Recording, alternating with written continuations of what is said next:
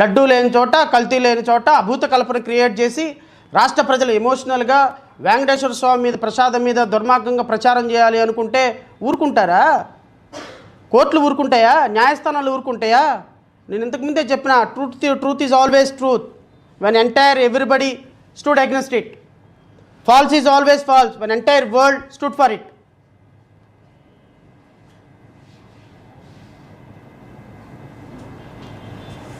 ముస్లిమ్స్కి, క్రిస్టియన్స్కి, హిందువులకి కులమతాల చిచ్చు రేపి రాజకీయ చలిమంట కాల్చుకోవడానికి ఉపయోగపడుతుంది. రాజకీయ ప్రయోజనాలకి చట్టం ముందు నిలబడే కేసులు కాదు ఇవి. అసెంబ్లీలో నిన్న చర్చ పెట్టినందుకు కాను, అసెంబ్లీలో నిన్న మీరు మాట్లాడిన 28 నిమిషాలు కాను, ఇది పనిష్మెంట్ మీకు.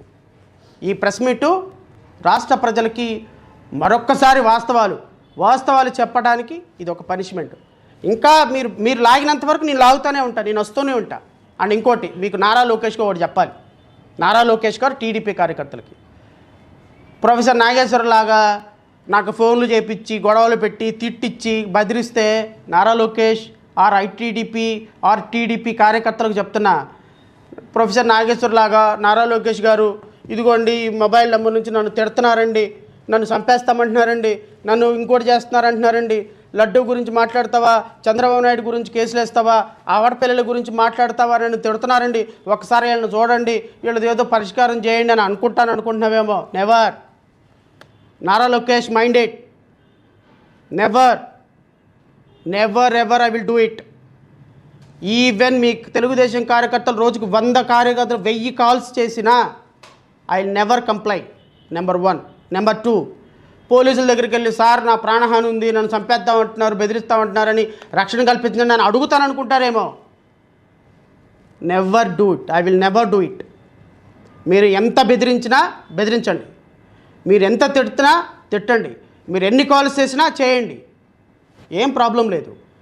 ఎందుకంటే ప్రతి ఒక్క వర్డు, ప్రతి ఒక్క నెంబరు ఈ డైరీలో రికార్డ్ అయి ఉంటుంది. Every dog has a day. ప్రతి కుక్కకి ఒక రోజు వస్తుంది. Every dog has a day. Jada Sravan Kumar అంటే జగన్మోహన్ రెడ్డి చాలా మంచోడు అనిపిస్తా. డోంట్ వరీ, మాకు ఒకరోజు వస్తుంది. మీ కార్యకర్తలు మాట్లాడిన ప్రతి మాట, మీరు బెదిరించిన ప్రతి బెదిరింపు ఈ రాజ్యాంగం అనే బుక్లో ఉంటుంది సార్. మీరు ఎంతగా బెదిరిస్తే, ఎంతగా థ్రెటన్ చేస్తే అంత రెచ్చిపోయే వ్యక్తినే కానీ సరెండర్ అయ్యే వ్యక్తినైతే కాదు. ఎందుకంటే I'm a follower of doctor B R Ambedkar.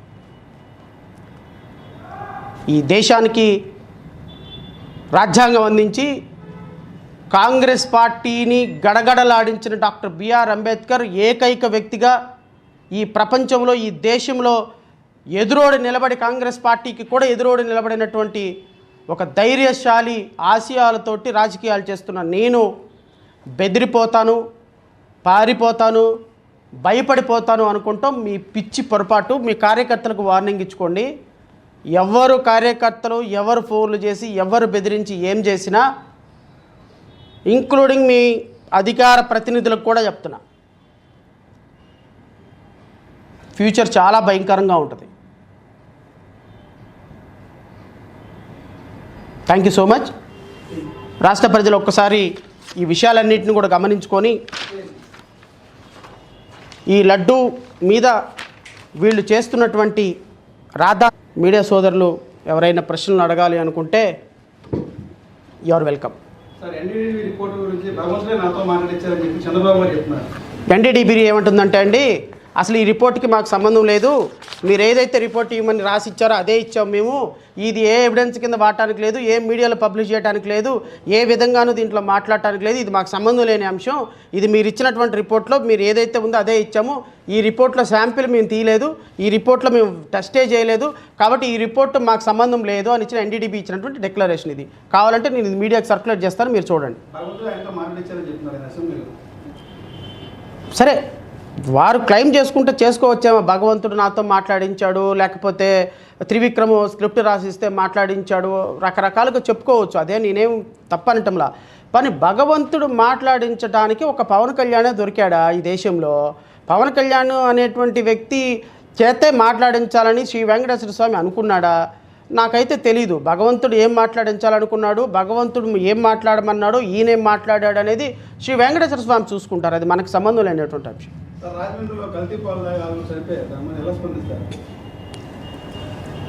Sir, రాజమండ్రిలో కల్తీ పాలు కాదు, రాష్ట్ర వ్యాప్తంగా హెరిటేజ్ నుంచి లేకపోతే కొన్ని సంస్థల నుంచి వస్తున్నటువంటి పాలు పూర్తిగా కల్తీ. కానీ ప్రభుత్వాలు వాటిని ఇగ్నోర్ చేస్తున్నాయి. వాళ్ళ ఆస్తులు పెంచుకోవడానికి, వాళ్ళ బిజినెస్లు పెంచుకోవడానికి. నిన్ను చూడండి, కల్తీ నెయ్యి వ్యవహారం ఎందుకు వచ్చింది బయటికి? ఇందాపూర్ డైరీకి 658 రూపాయలకి కేజీ నెయ్యి ఇవ్వటానికి అదొక రూట్ కాజ్. ఇందాపూర్ డైరీకి ఇచ్చిన తర్వాత ఇందాపూర్ డైరీకి రేపొద్దున నెయ్యి సప్లై చేసేది ఇండైరెక్ట్గా ట్యాంకుల్లో నుంచి హెరిటేజ్.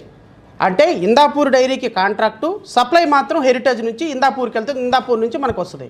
ఇప్పుడు ఇక్కడ స్వచ్ఛత, ప్యూరిటీ, అద్భుతమైనటువంటి నెయ్యి అని యాక్సెప్ట్ చేస్తారు. సో దీనివల్ల చంద్రబాబు నాయుడు గారు ఈ వెంకటేశ్వర స్వామి మీద వేసినటువంటి అపవాదు వల్ల లబ్ధి పొందింది ఎవరు? హెరిటేజ్. అందుకని వెంకటేశ్వర స్వామి బాణం వేస్తే వెళ్ళిపోయి హెరిటేజ్ గుచ్చుకుంది. షేర్ వాల్యూ ఎంత పడిపోయింది చూడండి, వేల కోట్ల రూపాయల నష్టం. నాకు తెలిసి ఈ పంద ఇలా కొనసాగుతూ పోతే ఈ హెరిటేజ్ డైరీ సేల్స్ కంప్లీట్గా పడిపోతాయి. వాళ్ళ ఆర్థిక మూలాలు కూడా రేపొద్దున శ్రీవారిని పెట్టుకున్నందుకు రాజకీయంగా నష్టపోతారు, ఆర్థికంగా నష్టపోతారు, సామాజికంగా నష్టపోతారు, మానసికంగా ఆల్రెడీ నష్టపోతున్నారు. Thank you. హైదరాబాద్లో 560 రూపాయలకే కేజీ నెయ్యి ఇస్తుంది, కానీ శ్రీవారికి మాత్రం 658 రూపాయలకి ఇస్తుంది. ఏది ప్యూరో అంటూ బొత్స సత్యనారాయణ కామెంట్ చేశారు. కానీ ప్రభుత్వం నుంచి మాత్రం ఎటువంటి రెస్పాన్స్ రాలా. ఏం చెప్తారు సార్? ఇప్పుడు నందిని నెయ్యి మొన్నటిదాకా సప్లై చేసినటువంటి శ్రీవారికి 450 రూపాయలండి. ప్యూర్ నెయ్యి అన్నారు, హెరిటేజ్ అమ్మిందండి.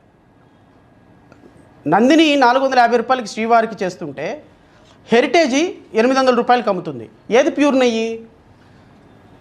ఎవరో కొంతమంది అన్నట్టుగా డైరెక్ట్గా ట్యాంకర్లో నుంచి నెయ్యి వెళ్తుంది కాబట్టి ప్రొడక్షన్ ఖర్చు ఉండదు, శాంప్లింగ్ ఖర్చు ఉండదు, ప్యాకింగ్ ఖర్చు ఉండదు. సో హెరిటేజ్ అనేటువంటిది ప్యాకింగ్ ఖర్చు, మ్యానుఫ్యాక్చరింగ్ ఖర్చు, జిఎస్టీలు ఇవన్నీ ఉంటాయి కాబట్టి, ప్యాకింగ్ ఖర్చు, మ్యానుఫ్యాక్చరింగ్ ఖర్చు, రవాణా ఖర్చు ఉంటుంది కాబట్టి 800 రూపాయలకు అమ్ముకుందంటే 450 రూపాయలకి నందిని నెయ్యి తిరుమలకి సప్లై చేస్తున్న నెయ్యి ప్యాకేజీలతోనో మ్యానుఫ్యాక్చరింగ్తోనో కలిస్తే మ్యాక్సిమం ఇంకొక 50 రూపాయలు 100 రూపాయలు పెరుగుతుంది, అంతేనా? సో హెరిటేజ్ ఎంతకు అమ్మాలి? ప్యూర్ నెయ్యి 450 రూపాయలకు వస్తుందంటే హెరిటేజ్ 450 నుంచి ఇంకో 550 రూపాయలకు అమ్ముకోవటం నామినల్గా సందము. 800 రూపాయలు అమ్ముతారా? అంటే అబ్నార్మల్ కాస్ట్ కదా. మరి హెరిటేజ్ నెయ్యి ప్యూర్ నెయ్యా, నందిని సప్లై చేసేది ప్యూర్ నెయ్యా?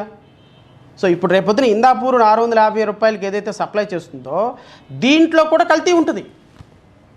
ఎందుకు అంటే ఈ నెయ్యి తయారయ్యేది రేపొద్దున హెరిటేజ్లో తయారయ్యే నెయ్యి ఇందాపూరుడికి డెలివరీ అయ్యి ఇందాపూర్ నుంచి తిరుపతికి వస్తుంది. ఇది కాన్స్పిరసీ. ముఖ్యమంత్రి గారు, ఉప ముఖ్యమంత్రి గారు చెప్పినట్టుగా శ్రీవారి ప్రతిష్టను దెబ్బతీసేదానికి కుట్ర